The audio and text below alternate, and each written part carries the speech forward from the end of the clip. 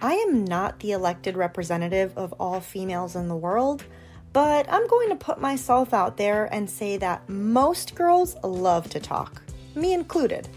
We chat about our plans, our worries, our fears, our wishes, and everything in between. But not to just anyone.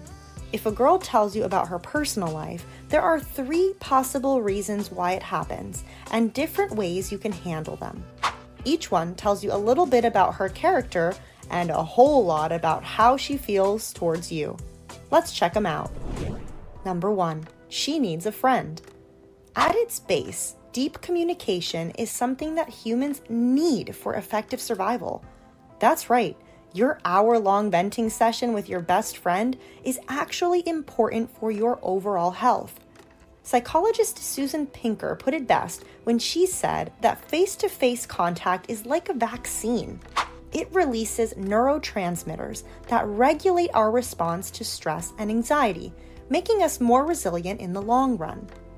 So, what kinds of things will she share with you if she just needs a friend?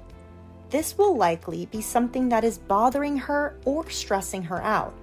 I know that if I ever argue with someone close to me, the first thing I need to do afterward is talk to someone else about it to reflect, dissect, see what went wrong, and learn how to fix it. That's just me though, but many girls find that venting or asking for someone else's take on a problem helps them to figure it out for themselves. Sharing with friends isn't all a downer though. A girl looking for a friend will also share about the ups in her life, like if she met someone special, stepped into a new opportunity, or did well on a project or assignment. She may look to you to celebrate with a high five, hug, or outing.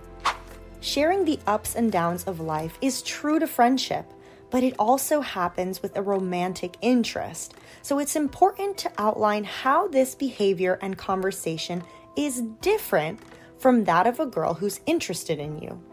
A girl looking for a friend will only share the big news with you, be it good or bad. You may not hear from her in between, and you definitely won't hear all of the tiny, boring details of other mini ups and downs in her life. She may also share the big news with you and other friends at the same time, so don't expect a long-winded celebratory party of 2.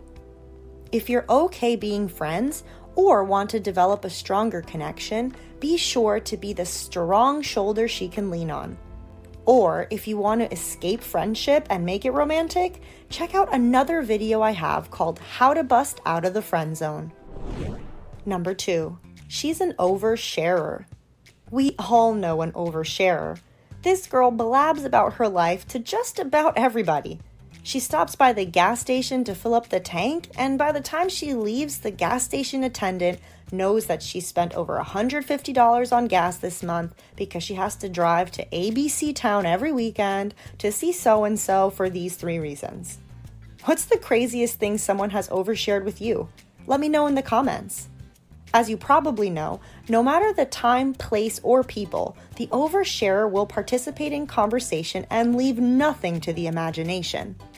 Even though you may be a million miles away and can't see me, I'm going to overshare that I am dying to get your like and subscription on this video and channel.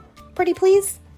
Anyway, timid individuals or those with highly cued social skills will grimace at the level of openness of this girl. It just isn't normal. According to LinkedIn, oversharing also undermines influence, elicits discomfort in those around you, and demonstrates a lack of self-awareness. I would be lying if I said I've never overshared, because sometimes it happens accidentally when you trust someone too quickly or make a decision too quickly. These are human blunders, but a true oversharer will continue their talking parade no matter the day or details involved. You can point out an oversharer fairly quickly. You won't need to know her long, not even for more than a day, before she starts to tell you all of the nitty-gritty details about her life. The keys to pinpointing an oversharer are not having enough time as friends and that the information shared is just too much. You probably won't know each other on a speaking friendship basis for more than 2 weeks. I met an oversharer just this week who is a great example of this. Within 2 hours of knowing her, she started telling me about how her baby daddy was now with a new girlfriend, and because of this, he was suddenly present in their daughter's life, but that it was all a scandal to make his girlfriend happy, yet he wasn't truly present as a father. Whew! If she told this to me, imagine what she'll share on her next date. Is this information true? I bet it is. Is it important? For those involved, absolutely. Is it something she needed to share with a coworker who just joined the team a few hours ago? No. If she's telling you crazy drama, past trauma, or straight up strange information about herself and her life without knowing you for long, she's an oversharer. There's a red flag here, so be careful. My 2 cents is that you should simply listen, nod along, and keep a lot of your opinions to yourself. If she overshares about herself, she'll likely overshare about you to others. Don't get caught up in the drama.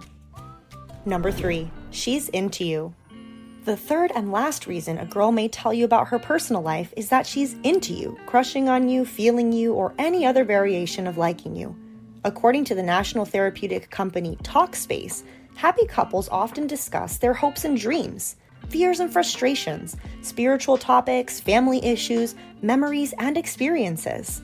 She may be telling you about herself to set the tone for moving your friendship into a relationship by getting to know each other better.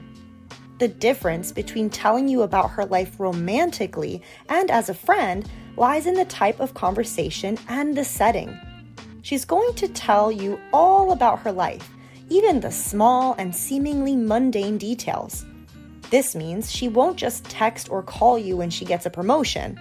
She'll also reach out when she's had an average day, when her colleague said something funny or dumb, or even when she's bored at work.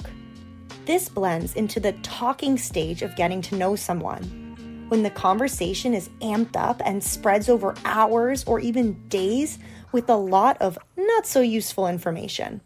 She'll also share with you privately, opening up about big secrets, fears, and desires when you two are alone and in a secluded space. This is followed by her waiting on your feedback or support, and also hoping you will open up to her in return. She may even ask you some personal questions to make sure the conversation goes both ways. Combine this type of conversation and setting with long looks, physical touch and closeness, and flirty gestures, and you'll easily be able to tell that she's sharing to get closer to you. The more often you talk and the less often there are others around you, the more likely she's telling you about her personal life because she's into you and wants to connect. When a girl shares her personal life with you, she needs a friend, is an oversharer, or is into you. Which one do you think you're facing? Be sure you pay attention to what she's saying and how she's saying it to determine which category she falls into. Overall, communication is an important aspect of any relationship, big or small, romantic or not. So remember that listening to her personal story shows humanity and can strengthen your bond. At the very least, it shows respect, which I know you'll give her no matter what. As always, thanks for watching.